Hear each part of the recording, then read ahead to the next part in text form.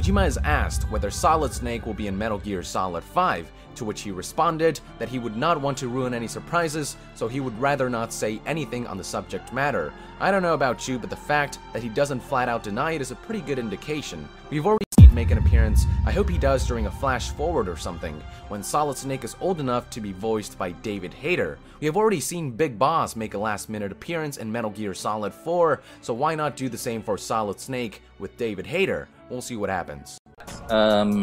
The chat says another. James Oh, I'm Durrani. going down to E3 on Thursday. Oh, awesome. To talk to the top executive of a major game company about a project I can't discuss.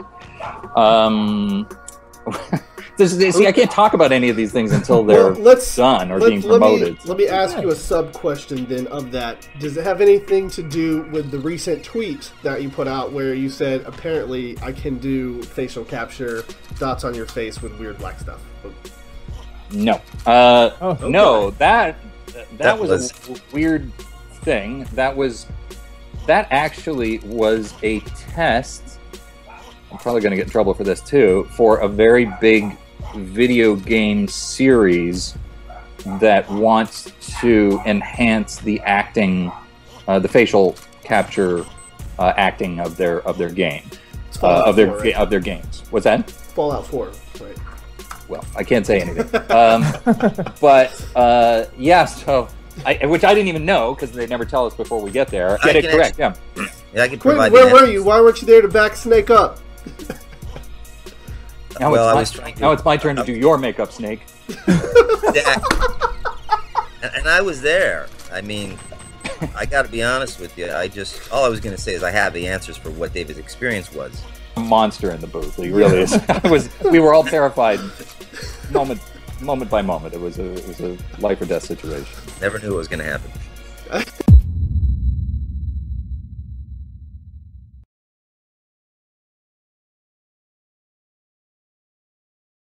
A huge part in that with the Phantom Pain trailer from Moby Dick Studios. Can you tell that story? Like, how much did you know going into it? How much were you kind of biting your tongue? Yeah, he came to me one year at Comic-Con. We usually meet every year at Comic-Con, and he came to me, and we had done Metal Gear Rising: Revengeance the year before at the Video Game Awards, and he came to me and said, "Hey, I have something I want to talk to you about for this year's show."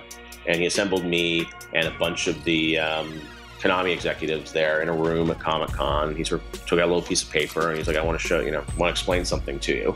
I have this vision for my next game, and it was this timeline. And he sort of said, hey, there are going to be sort of, 3 parts to this, game.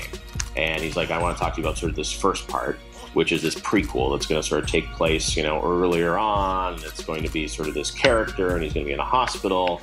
And I sort of want to tease this first, but I don't want to tell people that it is Metal Gear Solid 5.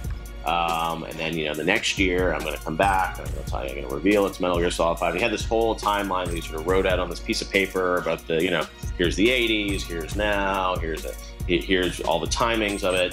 And then he sort of showed this to me and showed all the Konami people there. And then he said, you got that? And I'm like, yep. And he ripped up the piece of paper. He's like, I can't tell, I have to destroy it. I can't tell anyone again.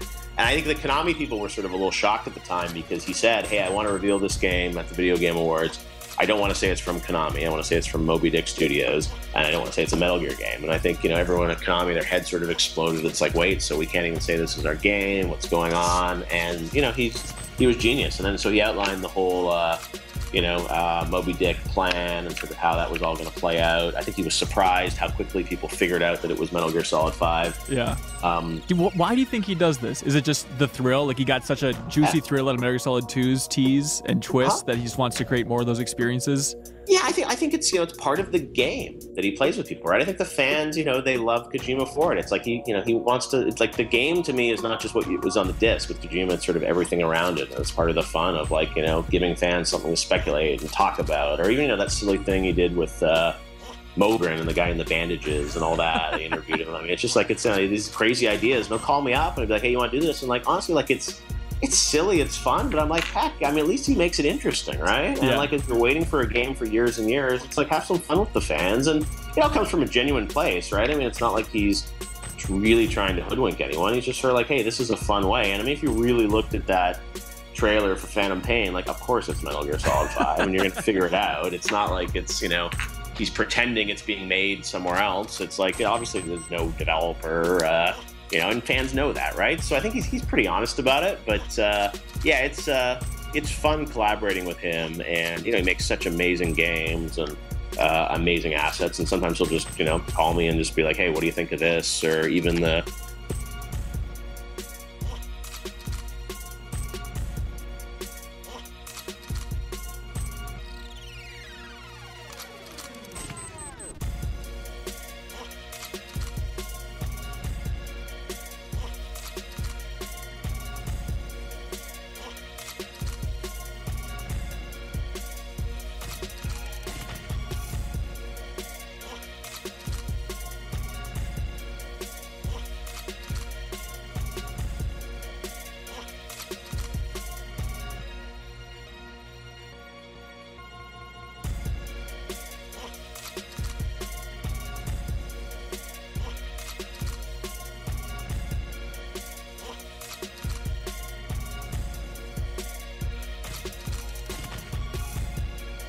idea Kojima makes throughout the magazine is the fact that Project Ogre is indeed none other than Metal Gear Solid 5 The Phantom Pain.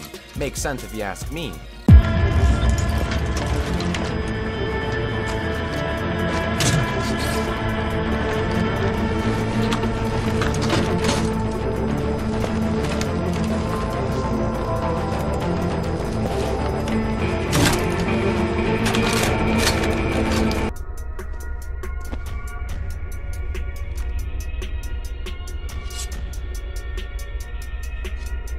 Why?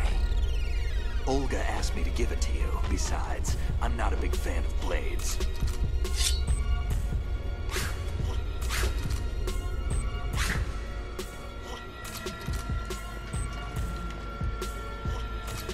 Besides, I'm not a big fan of blades.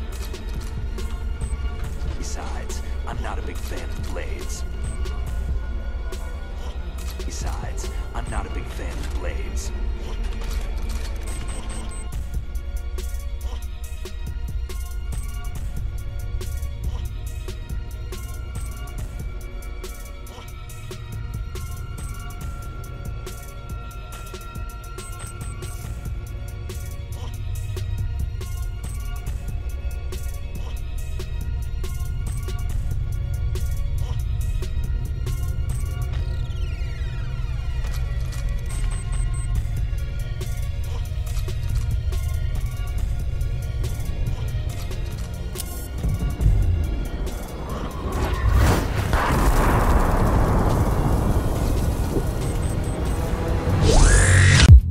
Ha ha ha ha ha!